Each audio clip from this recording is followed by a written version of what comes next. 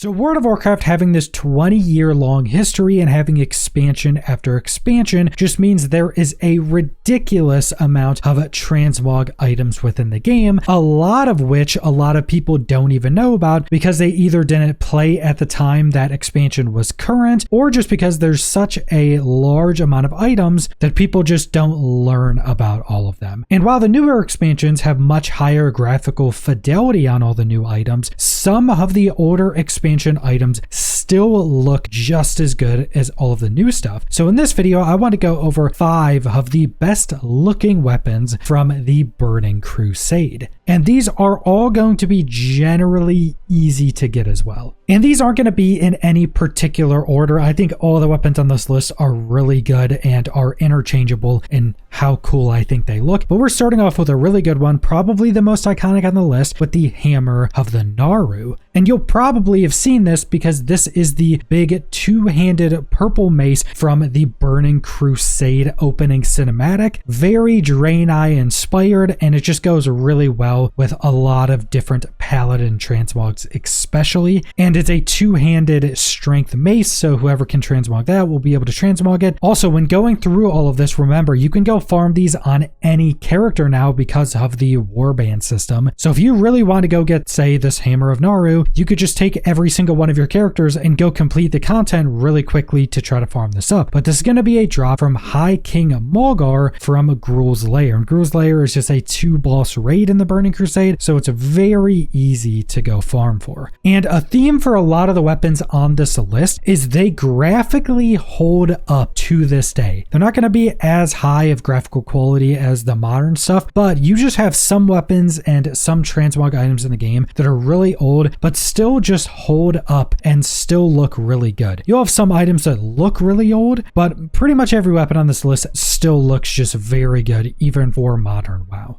And second up, we have my personal favorite of this list. This is the axe of the Nexus-Kings. This is again another two-handed strength axe, and this has this really cool built-in glow effect. You've probably seen this at some point in the game because it is a decently popular weapon. It's just super bright. It's this really nice white, and the axe itself just has a really unique, clean design with all of these sharp edges. So this is definitely my favorite on the list. I've definitely used this on a lot of transmogs on my Fury Warrior. I still have a bunch of transmogs with this weapon saved on it as well. Now this is a drop from Nexus Prince Shafar from Mana Tombs, and you can obtain this on a normal, heroic, or time walking as well. So if TBC time walking comes around, you could also go farm it through that if you're, say, leveling up a character. But this is definitely my favorite weapon on the list. It just looks incredible, and honestly this holds up the best out of like any other TBC item.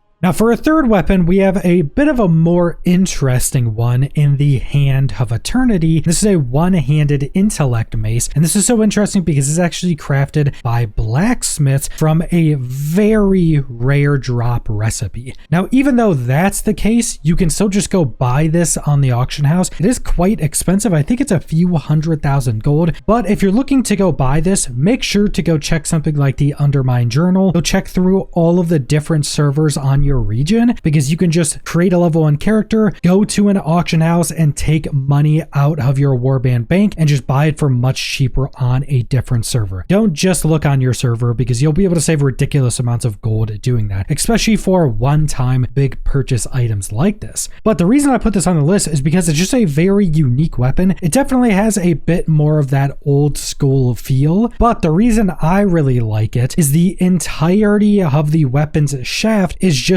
a big chain. It's a big chain with a big blocky mace on the end, and it just looks really cool and it's really unique. It's one of those weapons that you wouldn't really see made in modern World of Warcraft, and if it was made, it would probably have some very different look to the chain of the hilt, but it just looks really unique to me and I do really like it. It is also one-handed, so you can dual wield it, and this mace is also bigger on average than a lot of other one-handed weapons, so if you like much bigger weapons, you can also go on a character and dual wield this and have 2 pretty big weapons. And then at number 4, we have an iconic PvP weapon, the World Breaker. Now this is primarily from PvP, but you can also get a weapon of the same appearance from Fathom Lord Carathis from the Serpent Shrine Cavern. So you can go try to get it from there, but it's much easier to just get it from the PvP vendors in Area 52 in Netherstorm. You have all the different PvP vendors there that you just go buy a bunch of different transmogs for marks of honor, and it's actually really cheap to get because I'm pretty sure you can buy all the weapons one weapon at a time, or you can buy them in the really big bundle like all of the other expansions. So it's very easy to obtain, but this is another two-handed strength weapon, a two-handed mace, but it's just a big spiky ball at the end of a big hilt essentially. You've probably seen this. It has its own unique glow on it as well, and if you've played during TBC or you've even seen any footage from TBC or you played Classic, you'll probably have seen these things. And they're again just a really unique weapon because it's just this massive spiky ball that really just looks like a warrior should be swinging this thing around. It's pretty simple, but still just such a cool weapon. And if you've never played a Fury Warrior dual wielding this, you definitely need to. It fits a lot of transmogs and it just looks really cool. And then our 5th and final weapon is the original Gorehowl. And I say original because there's actually a bunch of different versions of Gorehowl. You have the corrupted version from Mists of Pandaria, and then you also have the newest HD version from the Dawn of the Infinite Mega Dungeon from Dragonflight. And while you could go farm that new version, which honestly I'd probably recommend because it does look much better as the HD version, it's also pretty hard to farm now because Dawn of the Infinite isn't in Legacy loot mode, and you may also want that original look. But if you want the original Gorehowl, it's going to be a two-handed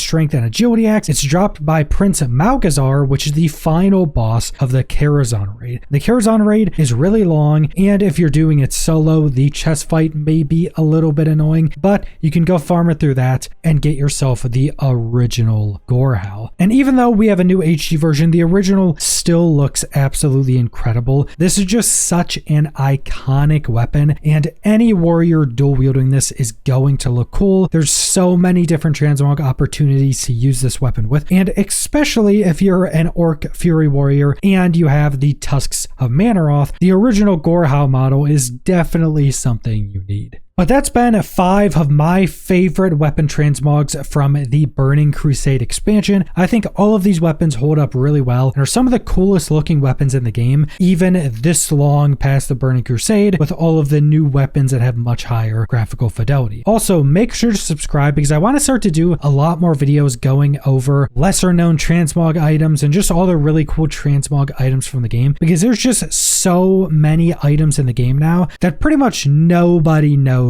about all of them. Even some of the best collectors probably are missing some that they haven't even heard about, and I want to start to go through and go over all of those go over all of the coolest and most unique ones. But that's all I want to go over, so thanks for watching.